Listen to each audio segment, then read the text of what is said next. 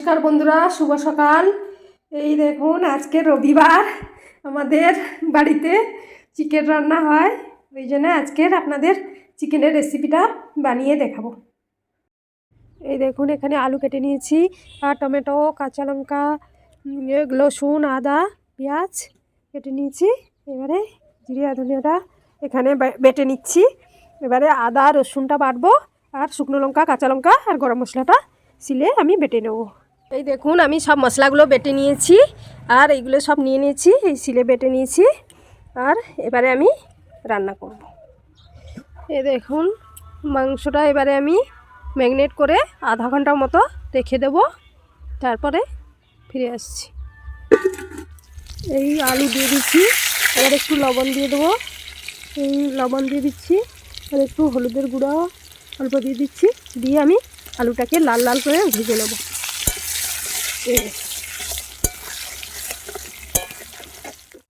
এই দেখুন, আলুটা লাল লাল করে ভেজে তুলে নিয়েছি। এবারে আমি এতে গোটা গরম মশলা দিয়ে দেবো।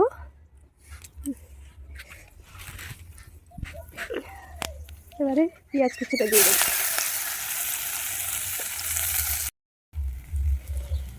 এই দুটো শুকনো লঙ্কা দিয়েছি, আর একটু রসুন দিয়েছি বাটা। এবারে এটাকে একটু ভালো করে কষিয়ে নেব, তারপরে একে একে মশলাগুলো দিয়ে দেবো।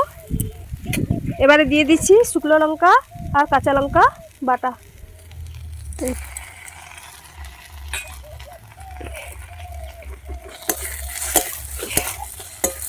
আর দিয়ে দিচ্ছি হলুদ গুঁড়ো, সেখানে ম্যারিনেট করার সময় দিয়েছি, এই জন্য এখানে অল্প দেবো।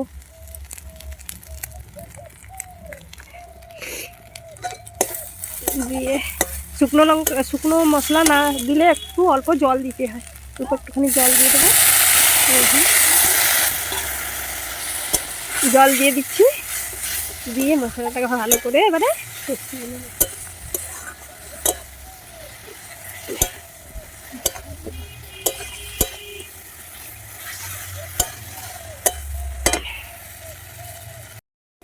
দেখুন, মশলাটা আমার কষানো হয়ে গেছে।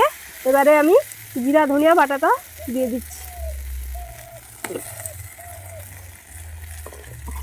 এটা এক দুবার নেড়ে নেব, তারপর আমি টমাটোটা দেবো একটু। এই দেখুন বন্ধুরা, আমাদের কি সুন্দর ছোট একটা মাটির হাঁড়িতে ভাত হয়। এতে ঘাম ঝরলেও নিচে ভাত খারাপ হয় না, বেশ সুন্দর হয়ে যায়, ঘাম শুষে নেয়, আর খুব সুন্দর হয় ভাত। এই দেখুন, এই দেখুন হয়ে গেছে। এবারে আমি এতে টমাটোটা দিয়ে দিচ্ছি। এই টমাটো দিয়ে দিলাম। এবারে একটুখানি লবণ দিয়ে দেবো, সেখানে ম্যারিনেট করার সময় লবণ দিয়েছি, আর একটু লবণ দিয়ে দেবো। আমি একা মানুষ তো, ওই জন্য মোবাইলটাকেও ধরে দেওয়ার নেই, আমার মেয়ের পরীক্ষা, এই জন্য আমি একাই একটু একটু করে দেখাই, আর কিছু করার নেই, আমার কেউ ক্যামেরাম্যান নেই। এবারে মশলার জলটা দিয়ে দেবো।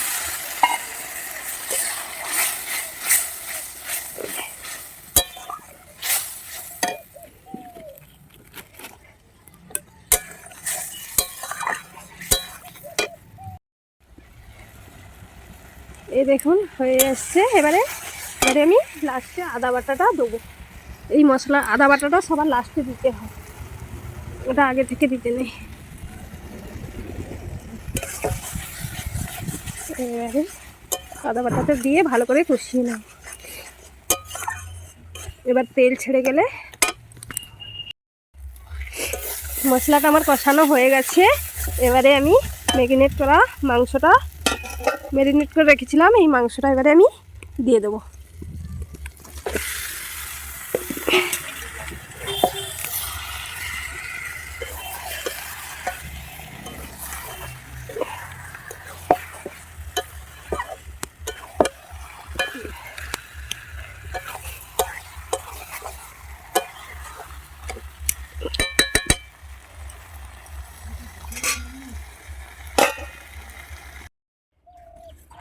এবারে কষিয়ে অল্প জল দিয়ে দিয়েছি। এই দেখুন কি সুন্দর তেল ছেড়ে গেছে।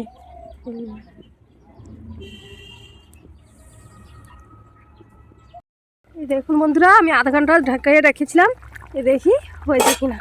এই দেখুন কি সুন্দর হয়ে গেছে এবারে, এই দেখুন।